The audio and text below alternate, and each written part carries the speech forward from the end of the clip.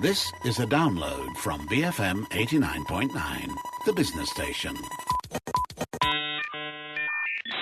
Good afternoon and welcome to Enterprise Biz Bites. My name is Rich Bradbury. I'm joined in the studio today by Arvind Yuvaraj and our tech guru again, Jeff Sandhu. Of course, it is Tech Thursday. Jeff, what the heck is happening in the world right now? It's crazy. Let me switch your mic on. That might help, eh? It is crazy. It's so crazy that my mic is not even turned on, right? There's so many stories and it's just insane how the day has just started off. Like, you've got ransomware like Petya and everyone was like, what's going on here? Because it's even making, headlines in newspapers, right? And I mentioned about this before. You know that cybersecurity is the mainstream news when it's headlines on national newspapers and stuff, right? So WannaCry did it. When WannaCry happened, the Star and all ran those kind of stories. Now you're seeing it with Petya, and the thing is, Petya is more devastating. Some are saying it's more devastating than WannaCry because WannaCry was affecting systems that were really outdated, and it was meant for them to sort of get money in. Petya is designed to be a destructive tool from the get-go. It's very complex, so I had to get on the phone with an expert about this. So here's my chat with Krishna Rajagopal, the CEO of AKATI Consulting, and we talked about, what is Petya, what can we do? Also, what exactly is it in very technical terms? So apologies if this gets into very technical, kind of complex languages, but bear with me throughout this chat that I have with him because towards the end you will learn a lot more about how you can stay protected. So I asked him first about how did it all begin? Like, when did it start? Basically, I know we all we're still having hangovers from WannaCry, and which affected a lot of computers and brought a lot of organizations crippling across the globe. Now, back in Tuesday this week, beginning Tuesday, our team also started seeing a new wave of ransomware, which we saw it Petya-like. We're calling it Petya-like because Petya itself was a ransomware that came out last year. And Petya has left legacy or memories, and everyone remembers Petya because it does different things differently from the rest of the ransomware. The rest of the ransomware starts infecting your machines and starts encrypting files. Well, Petya doesn't do that. Petya infects your machine and then invokes a reboot and gives a random time. It can be anything up to 45 minutes. Invokes a reboot, and upon rebooting, it starts attacking your master boot record and starts encrypting it and overwrites your master boot record with a custom bootloader, which then loads a malicious software or kernel, which will then proceed to encrypt your entire drive. So it's slightly different from the rest of the ransomware. Now, what's the big fuss? I know a lot of people say, if it came out last year, shouldn't we already be protected? Yeah. And some people say, it's similar to WannaCry. How is it similar? This new Petya-like ransomware exploits the same vulnerability that WannaCry does, right? In a slightly different fashion. So you can call this as reloaded, right? So this is like, this Terminator 2 in a sense. Reloaded, yeah, exactly. It's a little bit more nasty. Why is it nasty? Because imagine an organization that has fully patched itself from WannaCry, right? You've got all the machines all fully patched. Everything is brilliant. And then we've got, a new employee or a new staff or a new vendor or a new contractor who has not patched from WannaCry. And now this particular person, just one person, needs to work on your network for the next, say, 3 months. So the administrator joins him into your environment, into your network, into your domain. Now, the Petya-like ransomware can infect his machine through that WannaCry type of exploit, which is actually, to be on a technical perspective, is CVE 2017-0144. It infects that, it exploits that, infiltrates that one machine. Using that one machine, it uses what we call as LS-dump, or in the technical side, we're familiar with something called Mimikatz, which is quite a nasty lady. Mimi can pull, credentials that are stored in your memory, which means previously logged on users. So that incident I told you where the administrator joined this vendor or this this contractor to the network, he would have probably needed to log in using his domain credentials. That would still be in the memory, for example, right? Now, this ransomware will look at that, find any credentials that are in memory on that machine, and bam, it infects the entire network, including the machines that were already patched. Wow. How does it do it? Because it uses PSExec and WMI, which are all valid Microsoft tools to remotely manage or do remote administration on different machines. So what happens here is because of one bad apple, your entire organization now starts to reboot and gets all the machines. They have this funny looking message, and there you go, ransomware, Petya-like attacks. So it's very James Bond-like. You've got organizations calling this the golden eye because people are still, security guys are very fickle-minded. Some are calling it Petya, some are calling it Petya-like, some are calling it no Petya. Kaspersky says no Petya, and someone says, you know what, look, let's just call it golden eye. So people still haven't decided, but all we know is that this ransomware, its manipulation of traditional valid tools like PSExec, for example, or WMIC is scary. But one thing to note here, Jeff, initially we think this was a tool that went out of control, right? We think that this was never targeted. This was only mainly targeted for Ukraine, and it was never really meant to infect anything else outside of Ukraine or most Russia. That's it. Because originally this was targeting a Ukrainian tax accounting program software update. The program was called MEDoc. And that's how this initial set of malware strain propagated.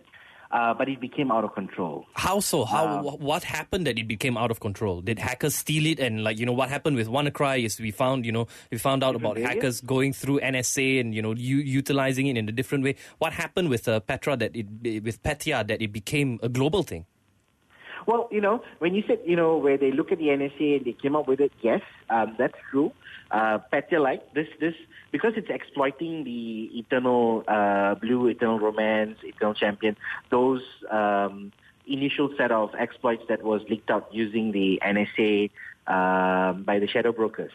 It was using that, but the thing that really got out of control is that why I'm saying that is originally it was targeting Ukraine. It was targeting users that were using MEDoc.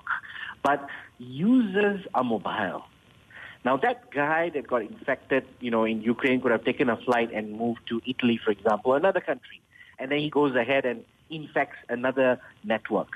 So when users are mobile, the strain starts to spread. And then from an isolated ransomware incident, it becomes almost like an epidemic. The other thing is that we saw different variants. Now, this could be from the same actors, could be from different actors getting inspiration from the first guy. Within several hours, we saw variants that were using social engineering techniques. The initial set of variants were not using social engineering techniques like phishing, but the subsequent variants were using social engineering techniques, starting to spread more victims. Why I say that this was initially only targeted for a particular country is because, Jeff, while most ransomwares will have a sophisticated control technique to get the ransom and to communicate with the victim, right? Imagine, I spent all this time to create this ransomware. I need to make money out of it, right? So most of the ransomware would utilize Tor, the Tor network, and the anonymous proxy networks for the victim to communicate back with us, right? And for us to then send the unlock code for them to pay the bitcoins. So usually there's a lot of thought put into that. In this case, we didn't see that. Yeah, it was just an email address. And that's how immediately the German hosting company that was hosting that email address blocked that email address. And that was it. That ruined the entire communication back to the victim. Right? Whoever paid the ransom wouldn't have been able to communicate back with that guy at all. And he wouldn't be able to communicate back with you. So we felt that it was not so much focused on getting the return on investment. Yeah. It was more on just causing damage to one particular geographical location. This is like this is a cyber espionage targeting Ukraine that just went out of control, like you said. Exactly. Yes. So that's our take on this. Yeah. So and it's it's meant for destruction. It's not meant for profit. And who's at risk here? And are we at risk? Because we know WannaCry was affecting users who were on old Windows operating system that has not been patched.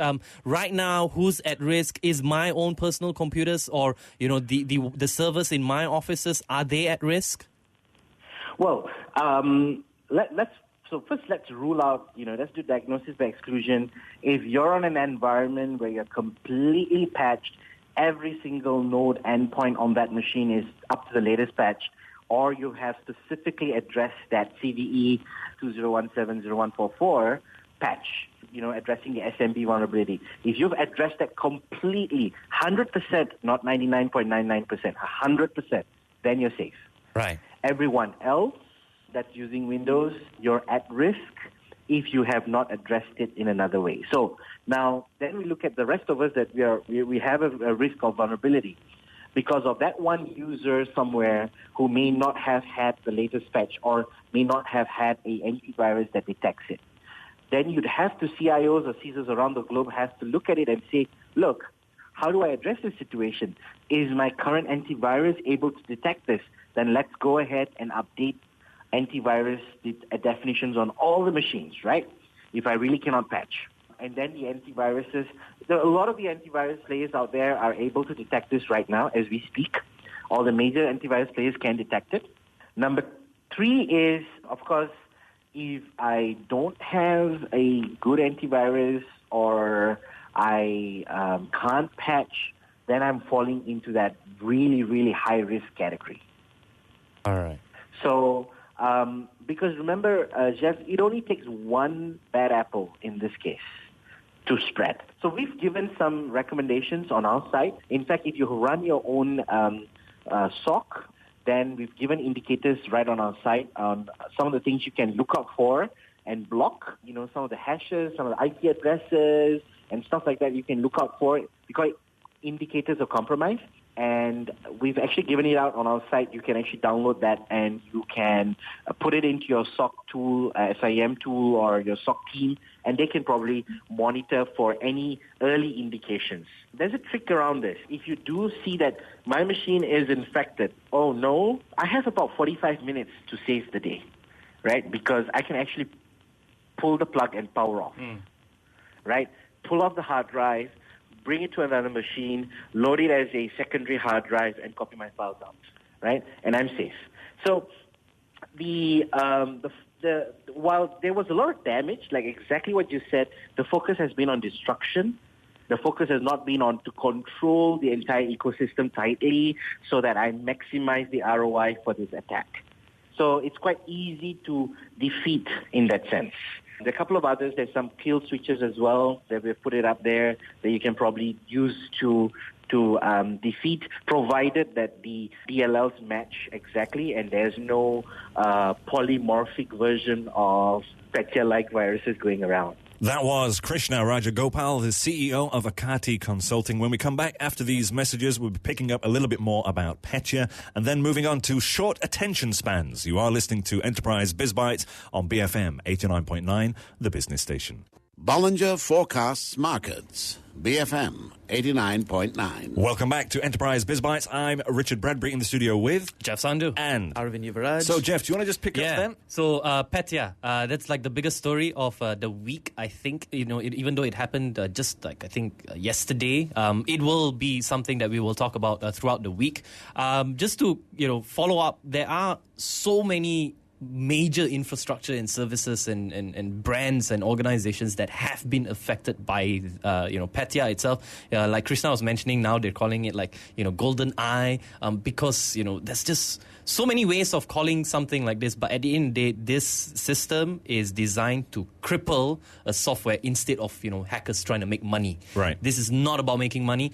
In fact, I think based on a recent report, they've so far only made about $7,500. And you come to think about the people that they've attacked, and they've only made about $7,500. It's nothing, right? Major industries, logistics industries, and some other stuff. Exactly, and Ukraine is where it all kind of sort of originated, in the sense where they were hit first. It's a cyber espionage against the Ukraine. That was what we know already, and Ukraine telecom is down. You've got the whole major ports around the world. 15 major ports around the world are down.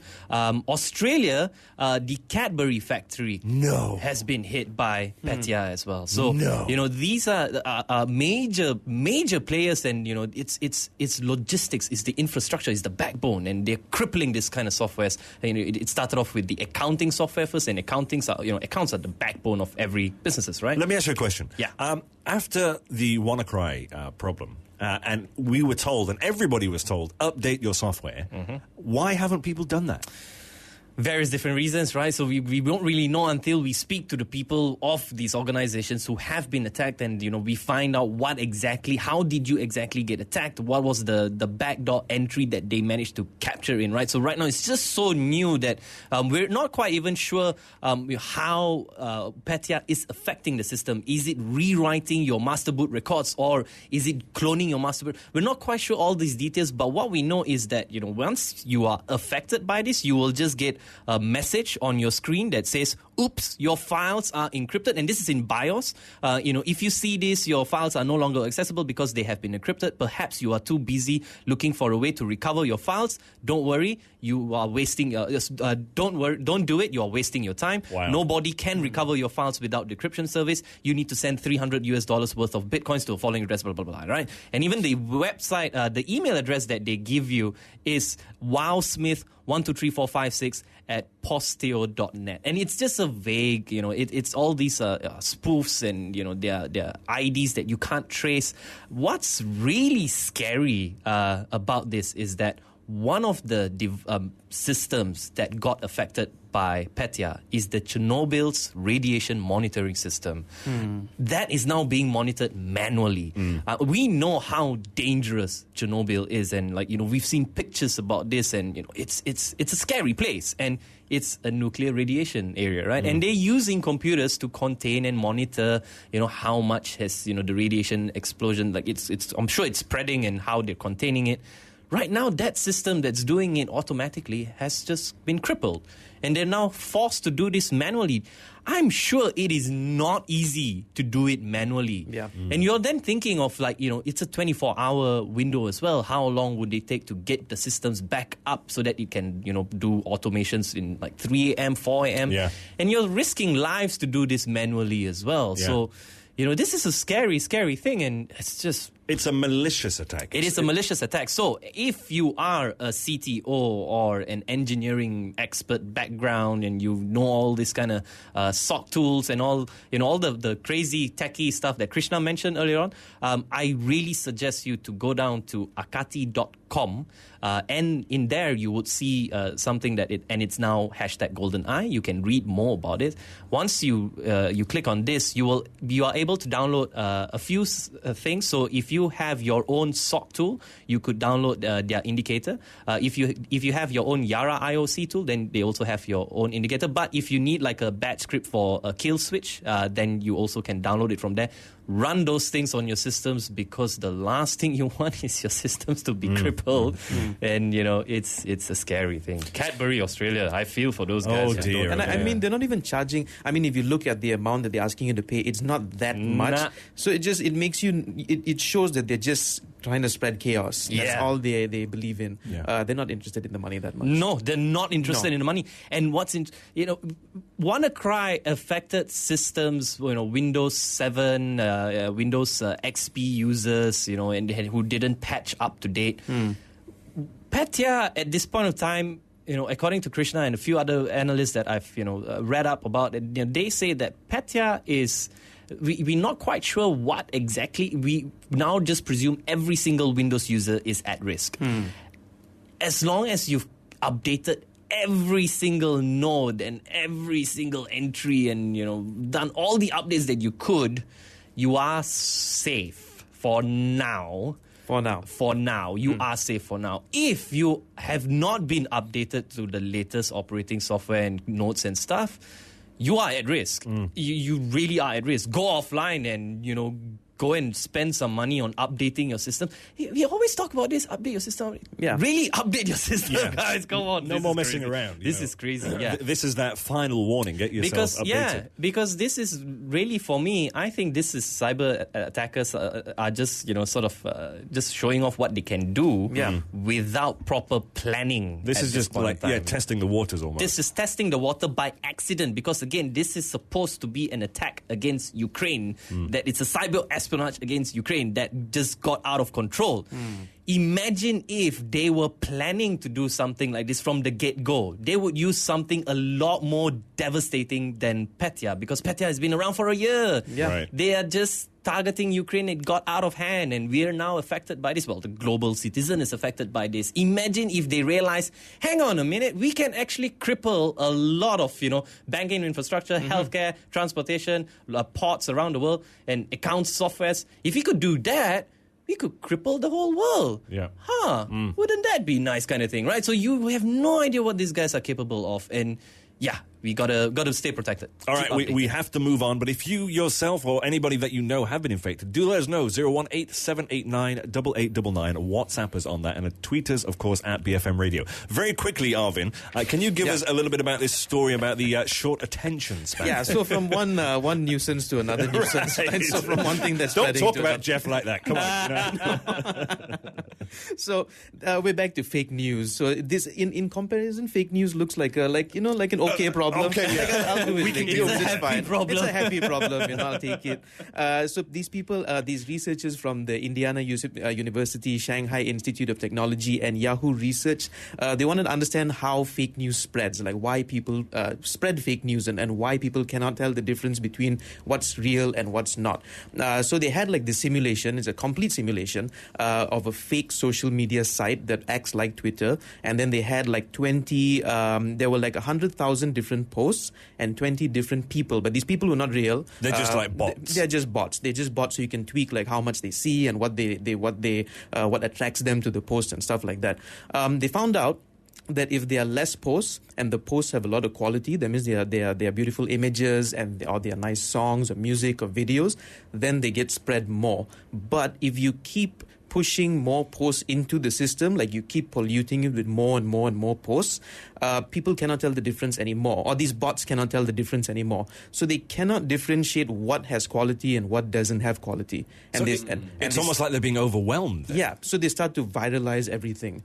They see something, they believe it. They're not able to say which is true and which is not, depending on the amount of posts. So what they're saying is, very quickly, they're just saying that what Facebook and Twitter and all have to do is they have to get rid of the bots that spread fake news in the first place or pollute the system. But that's tricky because, organizations, they use bots to handle a lot of their, automation and stuff. So if Facebook just can't one day say all right, we're going to kill all bots. Yeah. Because we use bots for, chat messaging to even post stuff. And well, I can see why it's a problem. That's exactly what Facebook said. They said they cannot remove all bots and they cannot say which bots are good and which bots are not good. Yeah. So that's difficult for them because it's huge, right, to actually control these things. There was this thing that happened, I think, back in 1955 or something, where a group of people called the Seekers, they gathered in a house and they waited for the end of the world. And they thought that a UFO would come and pick them up. In 1955, they thought it's going to be the apocalypse.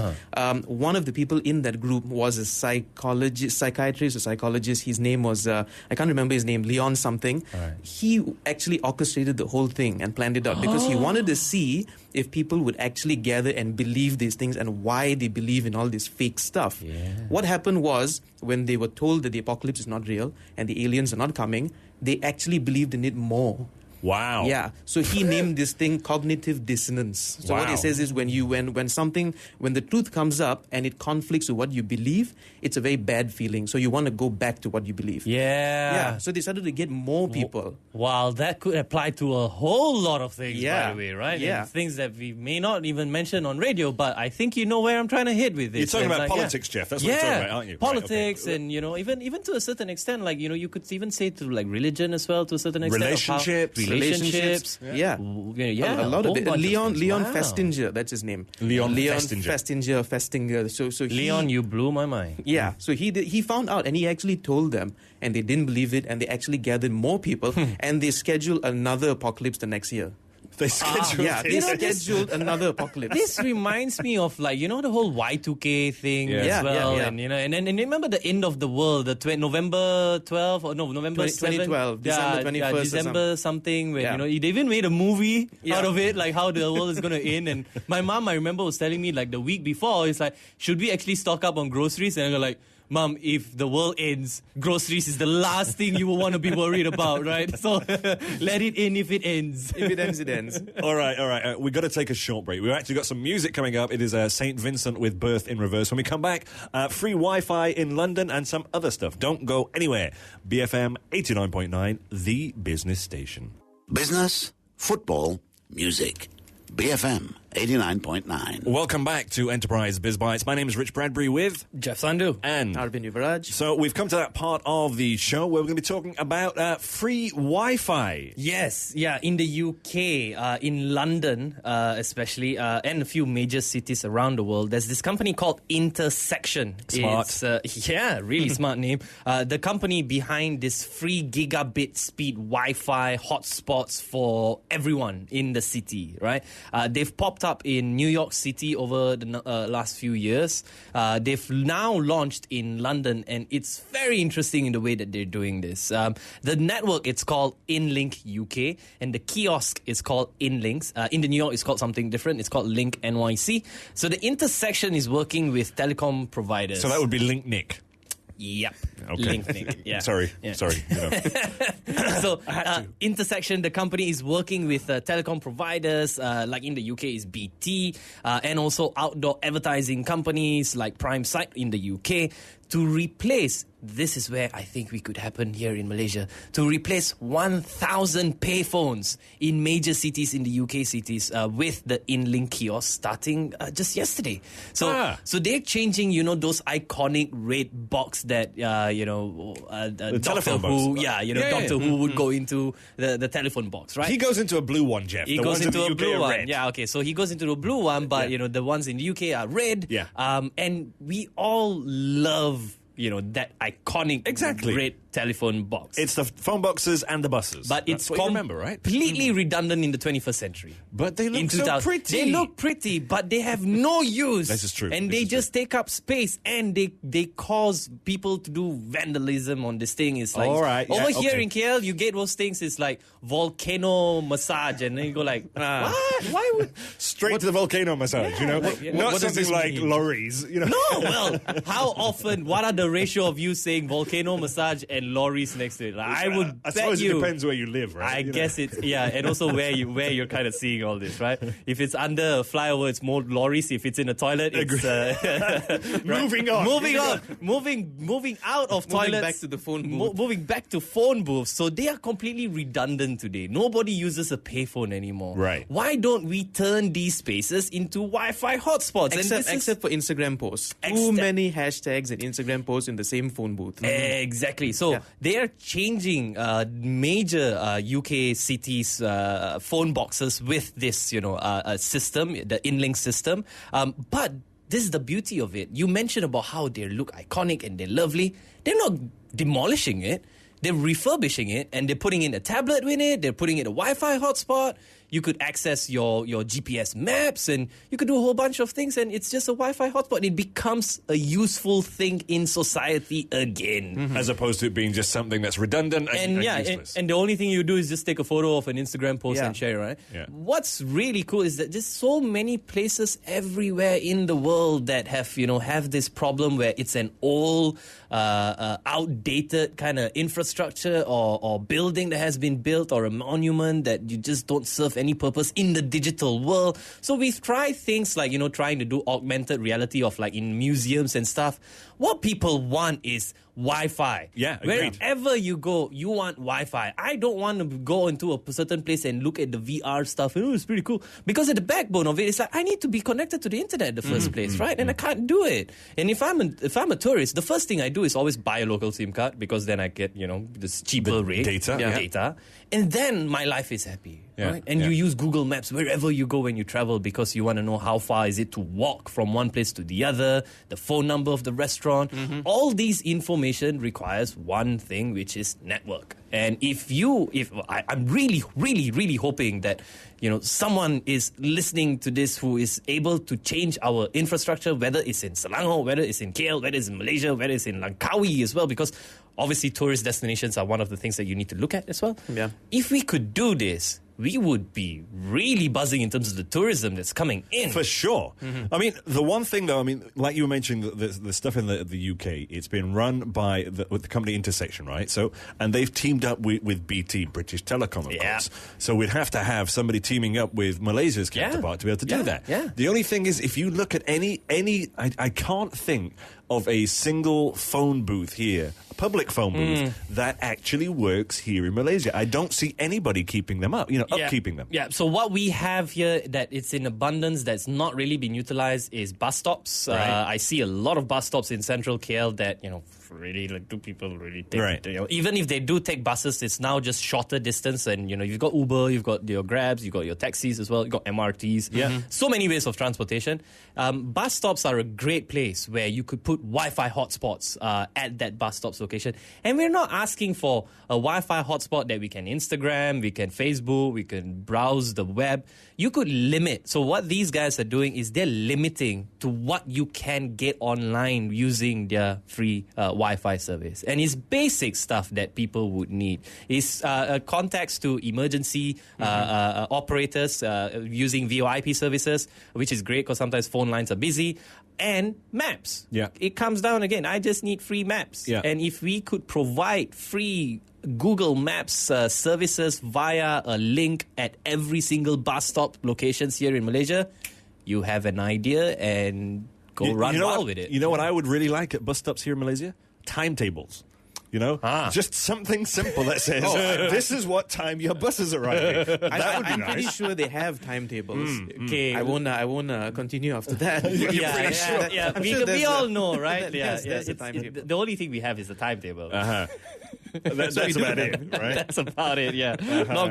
In terms of timing of the buses arriving, it's not. It's typically Malaysian. It's always typically on the way.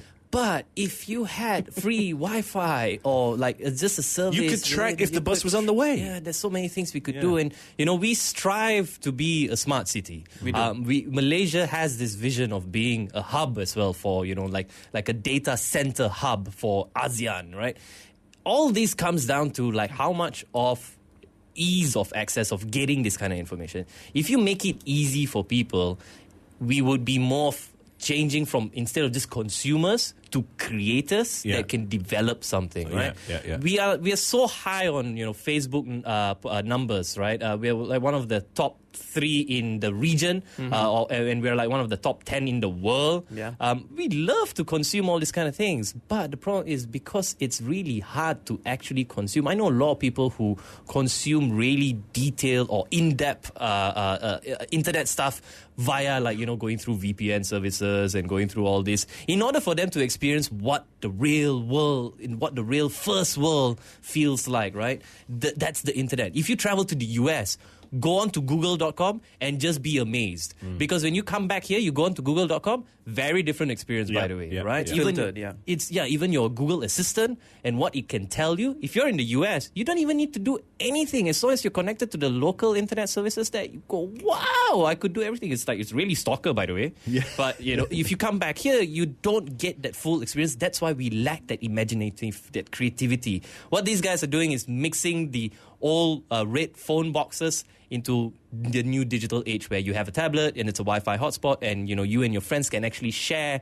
documents or photos next to each other if you're connected to the same hotspot. It's a great idea. Great idea. It is. All right, we've got to move on. We've got some music coming up from The Who. It's My Generation. When we come back, we're talking a little bit about cryptocurrencies again here on Enterprise Biz Bytes on BFM 89.9, the business station. Best for money. BFM 89.9. Welcome back to Enterprise Biz Bytes. We're on to our final story of the day. Now, on the past few episodes of EBB, we've been talking a little bit about cryptocurrencies and how prices are surging worldwide. We had a bit of a dip in many of the currencies last week. We saw Bitcoin fall. We saw Ethereum fall quite a little bit.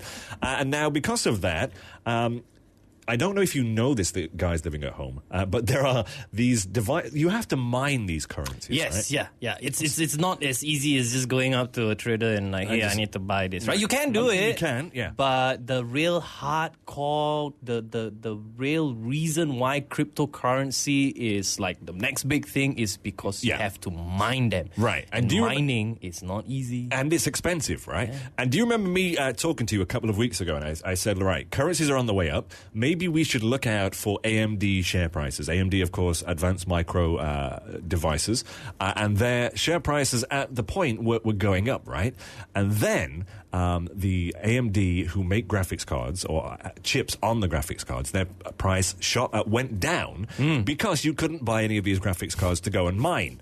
Now, NVIDIA... Poor gamers, of course, right? Now, NVIDIA, who are, of course, AMD's prime kind of, they're their opposition, so to speak, they have decided they're going to launch a graphics card specifically designed for digital currency mining, right? So NVIDIA currently is the market's best performing stock. They have listed this product on the website of ASUS, a leading maker of graphics card, of course.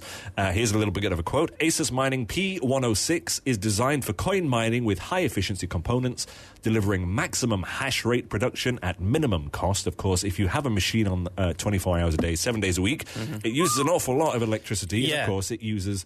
It gets dirty, it's noisy. Just to give you like an idea of what a mining farm would look like, because everyone thinks like, if you just have one computer and you run it for 24 hours, how expensive can it be? Right. This is not just one computers, by the way. These are people who mine for cryptocurrencies or bitcoins or any type of coins require a large number of machines. Yeah, right? if you're wanting to do it with we're any looking kind at of like success. maybe 200-300 minimum of machines, right?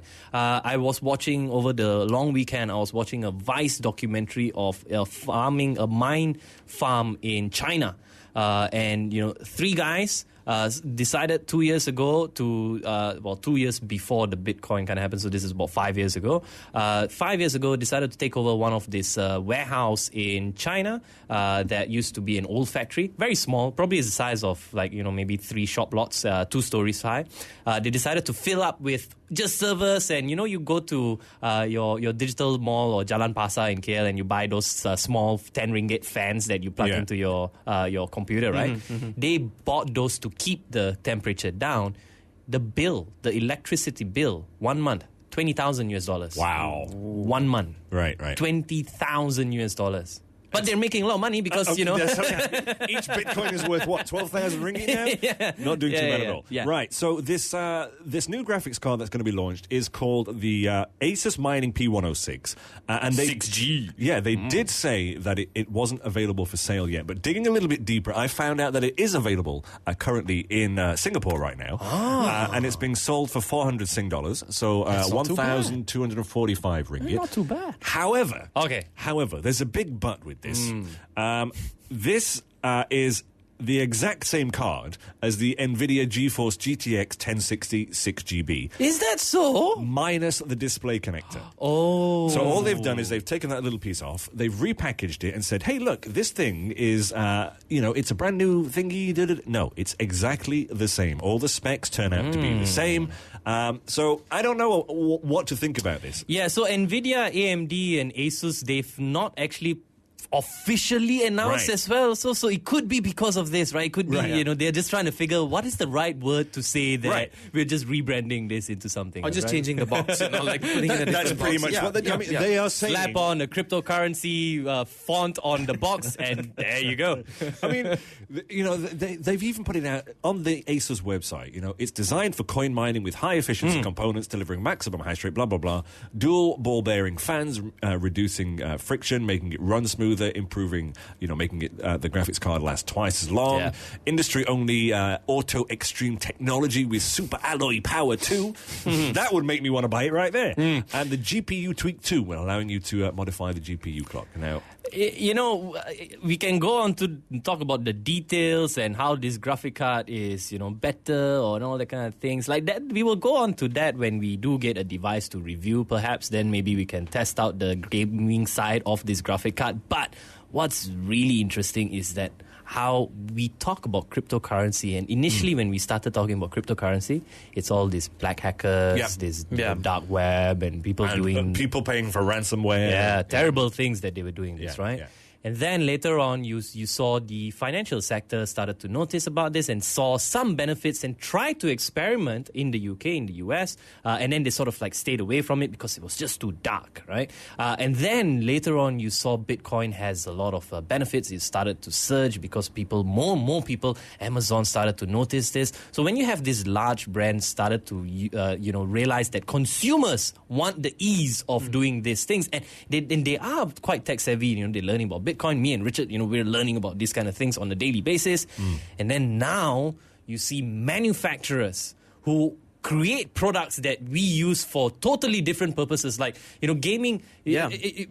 Nvidia gaming. The first thing I think about. Of course. Gaming graphic cards, and you used to look for the GeForce 2 or the when you go to the PC fairs and all that, you call the GeForce. That was the big keyword, but I think a decade ago, GeForce was the thing. GeForce, right? Yeah, so it was. That was the thing, and then you've got the AMD, and then you've got the AMD gamers, and then you got the Nvidia gamers, and it was such a big thing. And then now Nvidia and AMD, both of them have came out, not officially, but both of them have, sort of seen some focus. And now with this new graphic card that is purely for cryptocurrency, in a sense, it's exploding is what's happening, right? We're seeing prices of cryptocurrency rise more than 2,700%. In some places, up to 4,000%. This is since January. Yeah, but you know what's the other side of things is you posted recently, which I think we will share on our BFM Twitter handle. You shared this meme.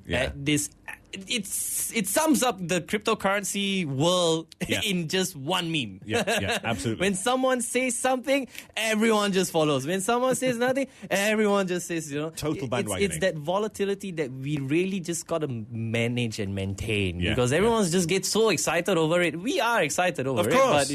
But, when it goes up by $100 in an hour, and then it falls to $200 the next hour, and then it goes back up again, that's just really hard, lah. Come on, guys. It's pretty hard. By the time I talk about what the price of Ethereum now is going to be outdated by the time you hear it. That's how fast it will change, all right? By the time it comes out of my mouth, it's going to be different by the time you hear it. Hold on to those words, Jeff, right? Yes, remember that, folks. It is volatile. If you are investing, do so at your own risk. And please do get some professional advice before you do it. Anyway, it's time for us to wrap up the show, of course. We started off with Petya, possibly the biggest attack, cyber espionage that has happened, and it started off in Ukraine. We're now all affected. Pity the Australians, they can't get Cadbury chocolates. Oh dear. We then moved over to what was it? How short attention spans